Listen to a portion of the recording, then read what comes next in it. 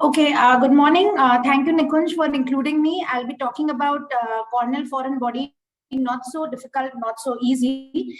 I have no financial interest. So, the presentation, removal, and sequelae of a corneal foreign body can be simple to complex. Timely and aseptic removal is important to prevent infection, inflammation, scarring, and vision loss. The mode of injury majority happens at work involving high-risk activities, lack of or ill-fitting protective gear, and it can be accidental due to projectile foreign bodies. Presentation could be acute present with vascularization or infiltration. They can have epithelialization over the foreign body, and the foreign body could superficially or deeper migration could happen.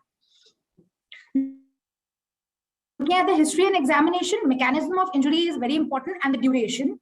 On examination, always avert the lids and see the material, what it is it inert, metallic or vegetative? Are the foreign bodies single or multiple? They are present at what depth, and how is the surrounding tissue? Is it healthy? Is there infiltrate or vascularization?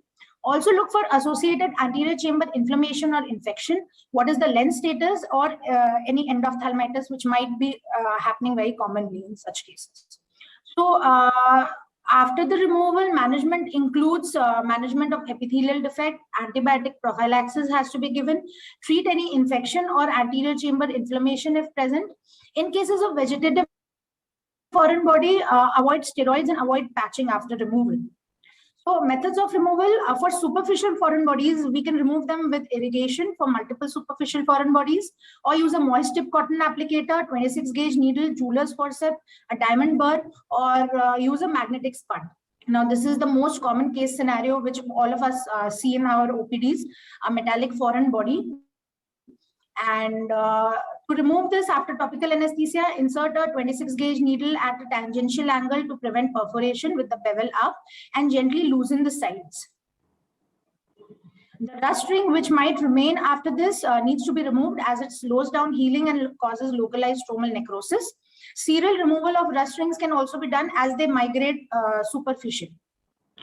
So these are a few of the complications that can happen after foreign body removal, like stromal necrosis, secondary iritis due to incomplete removal. Post-removal, there could be an infectious keratitis, hypopaeon. Some cases in excessive picking of the foreign body can lead to a tissue defect and microperforation. Here in this case, later, we treated it with a tissue patch graft with cyanoacrylate glue and it healed nicely. Now, in cases of multiple foreign bodies, they might be present at various depths. Here, try to remove only the superficial one so that epithelialization occurs. If you try to pick on the mid-stromal and deeper than that foreign bodies, it might lead to stromal scarring, which might hinder the vision more.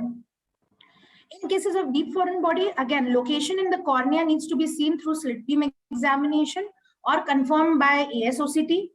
B-scan, ultrasound, or CT scan should be done in cases of multiple or very deep foreign bodies to rule out intraocular foreign body. So the localization with slit lamp. Removal should be always done in the OT.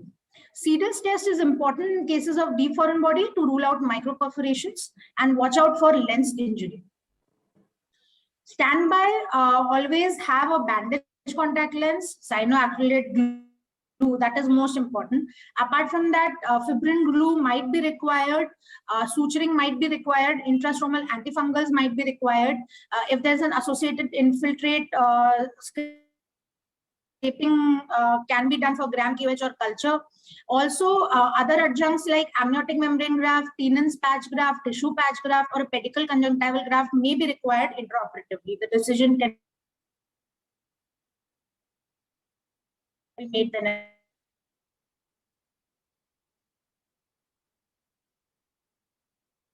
There. Consider the patient for risk case looks like a stromal infiltrate on slit lamp, then there is intrastromal foreign body extending up to the anterior chamber confirmed by ASOCT. Here also there is an infiltrate, but on looking further, there was intrastromal foreign body difficult to see confirmed by OCT.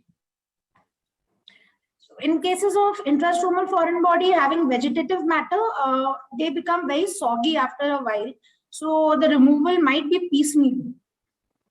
While removing, we have to take care not to push the foreign body further deep and remove all the existing debris. Here I'm just doing an intrastromal wash and using amphotericin B only, so it acts like an intrastromal injection. The anterior chamber was then cleared of the exudates.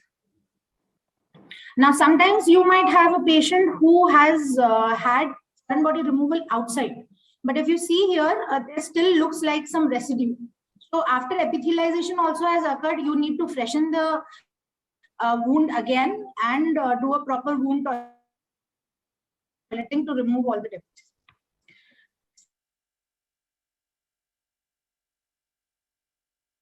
Sometimes patient can present maybe the wound there is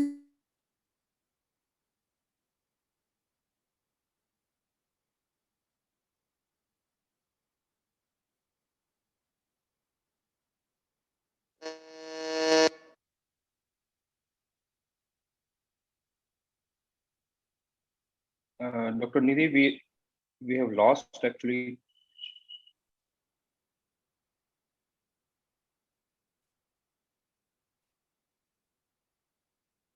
Again, thorn injury, infiltrate might be present. Look for the foreign body. Bee sting in